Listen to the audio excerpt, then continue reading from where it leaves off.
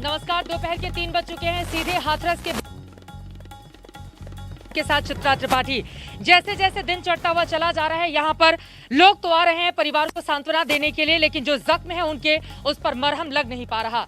गम और गुस्से का माहौल इस वक्त पूरे परिवार में देखने को मिल रहा है। गांव के लोग भी यहाँ पर इकट्ठा हुए थे, जो लगातार न्याय की मांग कर रहे हैं। आप यहाँ पर देख पा रहे हैं पुलिस प्रशासन का भारी जमावड़ा है। इंसाफ की बात ये लोग भी कह रहे हैं दरअसल, लेकिन इसी पुलिस पर सवाल भी है कि आधी रात को उसने ऐसी बर्बरता, ऐसी अधेरगर्दी क्यों की, जिसके कारण आधी रात को आनंद फानंद में अंतिम संस्कार कर दिया गया और परिवार को अपनी बिटिया का चेहरा तक नहीं देखने दिया गया। यही वो घर है। बहुत मुश्किलों से इस घर को बनाया था उस पिता ने। जरा सोचिए कितनी ज्यादा मुश्किल उसको हुई होगी, क्योंकि मजदूरी करके अपना पेट काटकर इस परिवार में आगे बढ़ने का एक जज्बा था, लेकिन उसको तोड़ दिया 14 सितंबर को उन दरिंदों ने, जिनकी दरिंदगी का शिकार हाथरस की वो निर्भया हुई थी। अलग अलग तस्वीरों के जरिए हम आपको दिखाते हैं। एक तरफ 14 सितंबर की वो घटना, उसके बाद पुलिस की बर्बरता का आधी रात को जो वीडियो सामने आया, और इसके साथ ही सवाल ये भी कि आज पूरे दिन न सिर्फ हाथरस बल्कि अलग अलग प्रदेश के हिस्सों में लगातार हंगामा और नारेबाजी होती रही ताकि पीड़ित परिवार को इंसाफ मिल पाए। इन तस्वीरों के जरिए आप समझ सकते हैं कि इस वक्त उत्तर प्रदेश में किस तरह का बवाल मचा हुआ है, और बात अब यूपी से कहीं दूर तक जा चुकी है, क्योंकि देश के अलग अलग हिस्सों से इसी तरह की तस्वीरें सामने आ रही हैं। और एक सुर से हाथरस की इस बेटी के लिए, इस परिवार के लिए सभी न्याय की मांग कर रहे हैं। लेकिन न्याय मिलेगा कैसे, ये अपने आप में बड़ा सवाल है। एक तरफ परिवार है तो वहीं दूसरी तरफ प्रशासन जो ये दावा कर रहा है कि अब तो SIT का गठन हो गया है और बहुत जल्द रिपोर्ट सौंप दी जाएगी और परिवार को मिलेगा इंसाफ। ये रिपोर्ट देखिए। ने अपनी माँ की कोई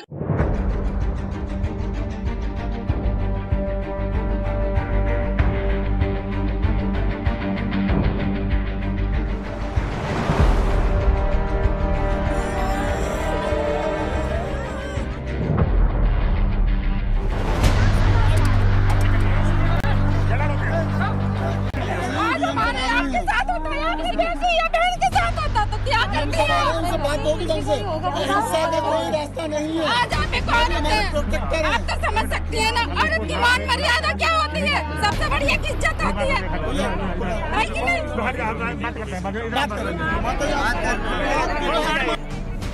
रोती बिलखती एक दुखियारी माँ की इस चीत्कार से पत्थर दिल इंसान भी पिघल जाए, लेकिन हाथरस में आधी रात को मानो पुलिस वाले पत्थर से भी ज्यादा सख्त बने हुए थे। उनके ही कान वो आवाज नहीं सुन पा रहे थे जो आम इंसान सुन सकता है।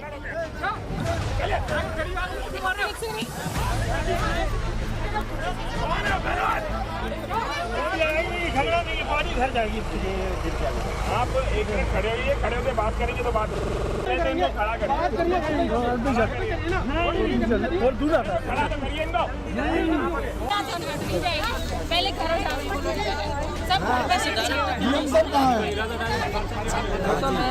भैया लड़की घर जाएगी।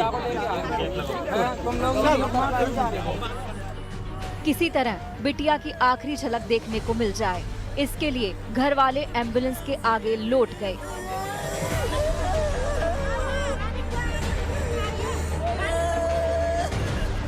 मां बिलखती रही कि गुंडों ने जीते जी उसे मार डाला और पुलिस वालों ने रीति रिवाज के साथ अंतिम संस्कार से भी वंचित कर दिया। हम चाहते हैं हमारी बेटी को घर तक ले जाया जाए। हमारा जो हिंदू नियम है, हमें हल्दी वगैरह लगानी होती है, हम अपनी बेटी को हल्दी वगैरह लगा के हमारी आखिरी बच्ची की विदाई है। अब लौट के तो दोबारा नहीं आएगी। हम अपनी बच्ची की अपने घर से ही, दरवाजे से ही विदाई करना चाहते हैं।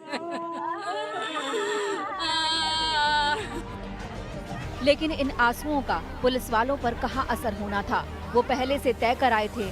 उन्हें इस बात की भी चिंता नहीं थी कि टीवी के कैमरों में सब कैद हो रहा है।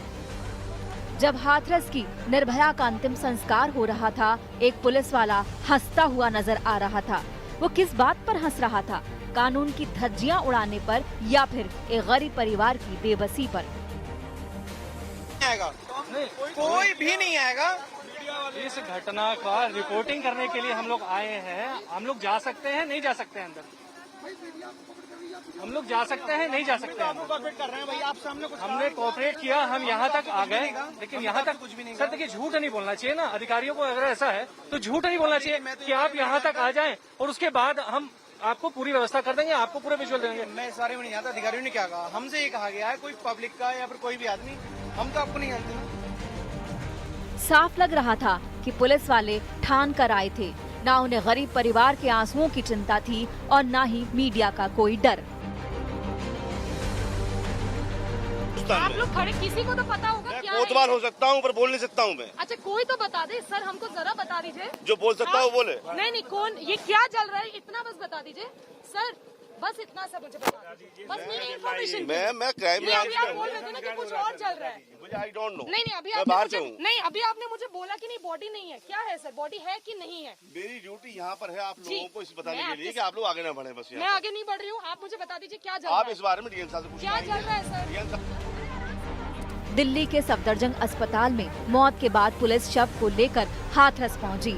उस वक्त रात के 12:45 हो रहे थे।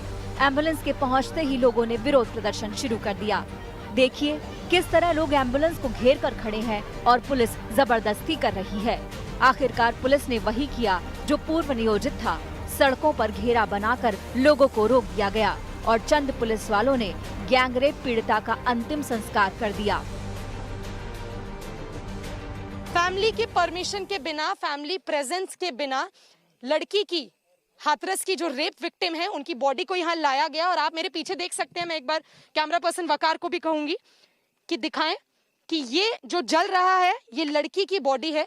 सिर्फ एक ही मांग थी फैमिली की, माता पिता की, कि एक बार चाहे 15 मिनट के लिए सही आप एक बार बॉडी को घर पे आने दें, हमको एक बार उनका आखिरी बार हमारी बेटी की शक्ल देखने दे, आखिरी बार हमारी बेटी को छूने दे। पुलिस ने नहीं उनकी बात मानी और अभी फोर्सफुली बॉडी को लाके आप देख सकते हैं बॉडी पीछे जल रही है। सजायाफ्ता अपराधियों के लिए भी गरिमापूर्ण तरीके से अंतिम संस्कार का नियम है। यहाँ तो एक मासूम बेटी थी। देखिए किस तरह तेल छिड़ककर परिजनों की मौजूदगी में पुलिस वाले पीड़िता का अंतिम संस्कार कर रहे हैं। मानो कुछ छिपाने की जल्दबाजी हो और इन सब के समापन पर मुस्कुराते हुए खाकी वाले की ये तस्वीर काफी कुछ कह जाती है।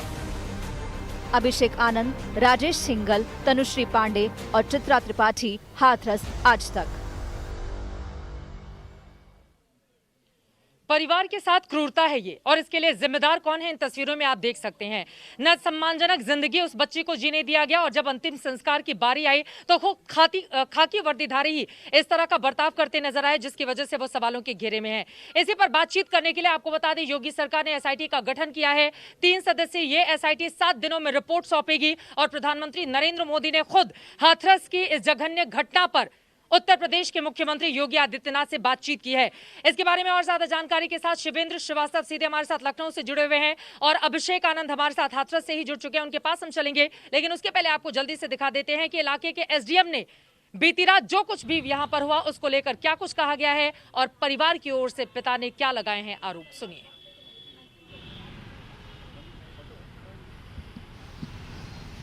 उनकी अनुमति से और शांति व्यवस्था को बनाए रखने की दृष्टिगत विधिवत उनका अंतिम संस्कार कर दिया गया है और पूरे गांव और पूरे शहर में पूरी तरह शांति व्यवस्था बनी हुई है। किसी तरह की कोई परेशानी है?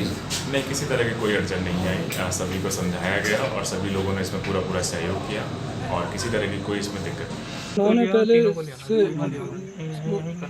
मतलब बोली पर हम नहीं पहुंच पाए। कहा कहते पुलिस वाले ने कहा कहते जब भीतर बंद कर दे और कहा कहते उन लोगों ने बेटी की बॉडी को लेकर चले गए।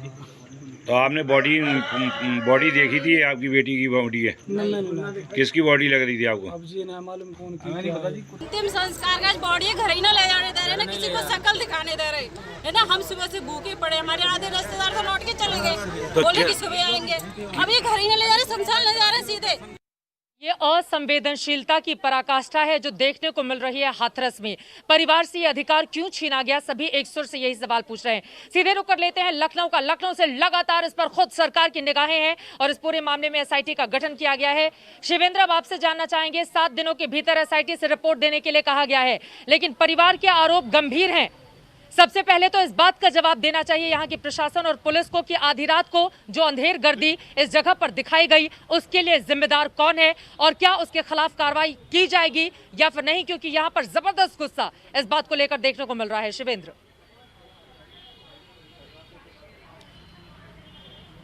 देखिए चित्रा, एक बात तो साफ है कि चाहे एसआईटी गठन किया जाए या जो कुछ भी हो, मैं अगर आपको इतिहास में ले चलूं तो इस पूरे उत्तर प्रदेश सरकार में जब भी कोई बड़ा मामला हुआ उसको लेकर के योगी सरकार ने एसआईटी का गठन किया और किसी एसआईटी ने वक्त पर रिपोर्ट नहीं दी, चाहे वो बिक्रू कांड हो, चाहे वो पीपीई किट घोटाला हो, चाहे वो थर्मोमीटर घोटाला हो, चाहे और किसी मामले की बात हुई हो। और ये इतना संवेदनशील मामला है, इसमें भी आप देख लीजिएगा 1 हफ्ते के भीतर रिपोर्ट देने की जो बात है, कोई अफसर ये रिपोर्ट देने वाला नहीं, क्योंकि उनको पता है कि उनकी खामियां क्या हैं। शुरुआत से लेकर के आखिर तक सिर्फ खामियां ही खामियां हैं। 14 तारीख को ये जब मामला हुआ तो बाकायदा ये स्टैंडर्ड जो ऑपरेटिंग प्रोसीजर है उसके तहत इस बच्ची का काउंसलिंग होनी चाहिए था, जिसमें बताती वो कि उसके साथ ज़्यादती क्या हुई है। कल ADG law and order Prashant Kumar बता रहे थे कि 22 तारीख को परिवार वालों ने बताया कि उसके साथ ज़्यादती हुई है, शारीरिक जो उसके साथ रेप हुआ है। क्या उनकी फर्ज नहीं बनता था उनका कि वो पहले काउंसलिंग करा करके जानने की कोशिश करते? अगर बच्चा परिवार का या परिवार डरा हुआ था तो उनको जानने की जरूरत नहीं थी।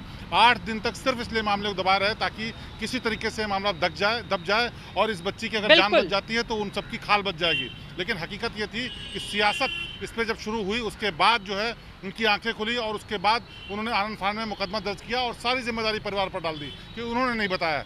पुलिस क्या कर रही थी? आखिरकार पुलिस को जांच करनी चाहिए थी, उनको डॉक्टर से करना चाहिए था कि इसमें जाति क्या हुई, कौन लोग शामिल हैं। उसके बाद दबाव बनने पर ही गिरफ्तारी की गई और अति तो इस बात की हो गई कि डेड बॉडी को सिर्फ रात के अंधेरे में इसलिए जला दिया गया ताकि वो बच्ची अपने परिवार वालों से आखिरी बार मिल न सके, उसके परिवार वाले उसकी शक्ल न दे सकें और इसके चलते सरकार की किरकिरी न हो, कोई सियासी ड्रामा न हो। जो प्रदर्शन होने वाले थे, जो लोग वहाँ पर इकट्ठा होने वाले थे, वो सब कुछ ऐसा न कर पाए जिससे कि सरकार को दुविधा हो, सरकार को मुश्किल हो। और उसके लिए हर एक अफसर, पुलिस का, यूपी पुलिस का हर एक अफसर जीतोड़ कोशिश कर रहा था कि किसी भी तरीके से डेड बॉडी को रात में ही दफना दिया जाए ताकि सुबह का सवेरा देखने से पहले, कोई हंगामा मचने से पहले वो सरकार को जवाब दे सके। वो अपनी कोशिश में कामयाब भी रहे, पुलिस वाले अपनी कोशिश में कामयाब भी रहे, लेकिन आज सुबह से देश के अलग अलग हिस्सों से जिस तरह से लगातार विरोध प्रदर्शन की तस्वीरें सामने आ रही हैं उससे वो बचेगी कैसे? शिवेंद्र, बहुत महत्वपूर्ण बात आपने कही है। मैं फौरन लौट रही हूँ आपके पास अभिषेक आनंद का, सीधे हम रुक कर लेते हैं हाथरस में बने हुए। अभिषेक, आपने एसपी से भी बात की, बाकी शहर का भी मुआयना किया। आज हाथरस की सड़कों पर भी उबाल देखने को मिल रहा है, लोग लगातार न्याय के इंसाफ की बात कर रहे हैं और इस बात को लेकर बेहद आक्रोशित हैं कि आधी रात को आनंद फानन में किसके कहने पर अंतिम संस्कार उस बिटिया का किया गया। अभिषेक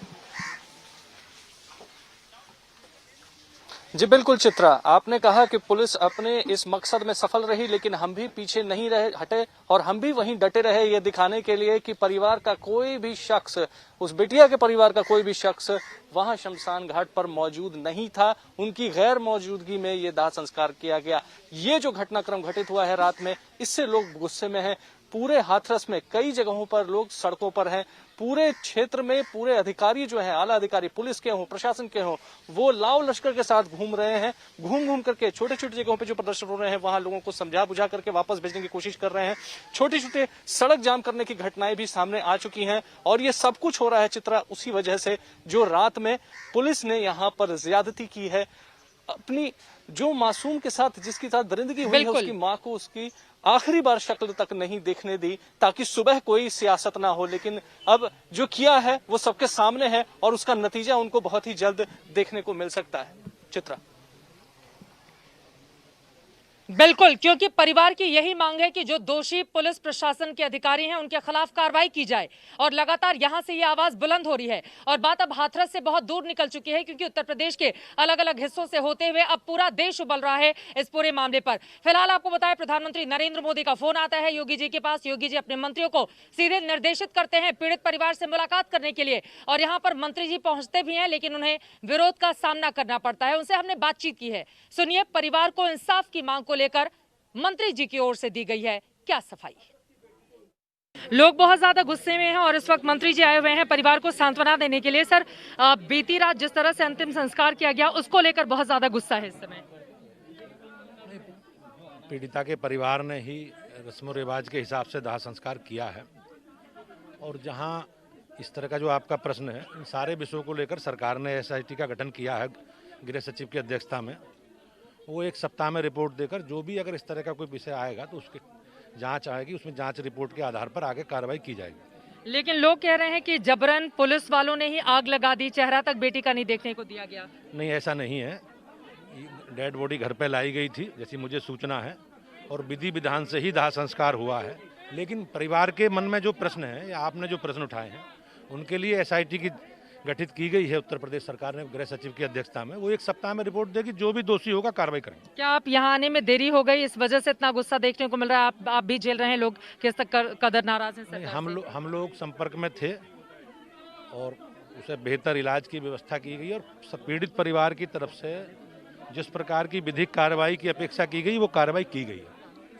प्रारंभिक काल में जैसे ये घटना हुई, एफआईआर दर्ज हुई थाने में 307 में हरिजन एक्ट में। उसके बाद पीड़िता के बयान के आधार पर बलात्कार का मुकदमा दर्ज किया गया, और तुरंत जो भी दोषी थे उनको सबको गिरफ्तार करके जेल भेज दिया गया। सरकार बिल्कुल निष्ठा से, ईमानदारी से माननीय मुख्यमंत्री ने निर्देशित किया है कि जो भी दोषी हैं उनके खिलाफ कठोर से कठोर कार्रवाई की जाएगी, कोई बख्शा नहीं जाएगा। भूपेंद्र चौधरी योगी सरकार में मंत्री जिनको आप सुन रहे थे, फिलहाल हाथरस में उस बिटिया के घर के अंदर ही हम मौजूद हैं। और यहाँ पर आपको बता दें, एक तरफ गम है, गुस्सा है, दूसरी तरफ बेबसी, और वहीं लगातार इस बात की मांग भी की जा रही है कि हमारे परिवार को इंसाफ मिले, क्योंकि पुलिस की जो कार्रवाई नजर आई, जो बर्बरता दिखा, उसको लेकर लोग बेहद आक्रोशित हैं। यहाँ की तस्वीरें हम आपको दिखाना चाहेंगे। आपको बता दें कि लगातार महिलाएं बैठी हुई हैं, जो इस इंतजार में है कि कम से कम त्वरित कार्रवाई हो, और सरकार की ओर से जो भरोसा दिया जा रहा है उसको लेकर अभी भी इन लोगों को भरोसा नहीं है। सरकार की कोशिशें जारी हैं, लेकिन ये लोग लगातार इस बारे में सवाल पूछ रहे हैं कि जब अंतिम संस्कार की इजाजत ही हमारे परिवार को नहीं दी गई, तो आखिर इस पुलिस पर, इस प्रशासन पर हम भरोसा करें तो करें कैसे? और यही सवाल इस वक्त पूरे देश में कायम है। और उससे भी बड़ा सवाल अपनी बेटियों की सुरक्षा को लेकर है कि एक समाज के तौर पर असंवेदनशीलता कैसी बढ़ती हुई चली जा रही है। एक तरफ पुलिस की लापरवाही इस पूरे मामले पर, प्रशासन का गैर जिम्मेदाराना रवैया इस पूरे मामले पर, वहीं दूसरी तरफ सवाल यह भी कि अपनी बेटियों को लेकर हिंदुस्तान, हमारा ये देश सुरक्षित कब होगा? बेटियां अपने ही समाज में खुद को महफूज महसूस कब करेंगी? एक समाज के तौर पर क्या हम वो सुरक्षा दे पाने में कभी कामयाब हो पाएंगे जिसकी डिमांड आज की तारीख में हर एक बच्ची कर रही है? इस सवाल को हमको, आपको, हम सबको सोचना होगा।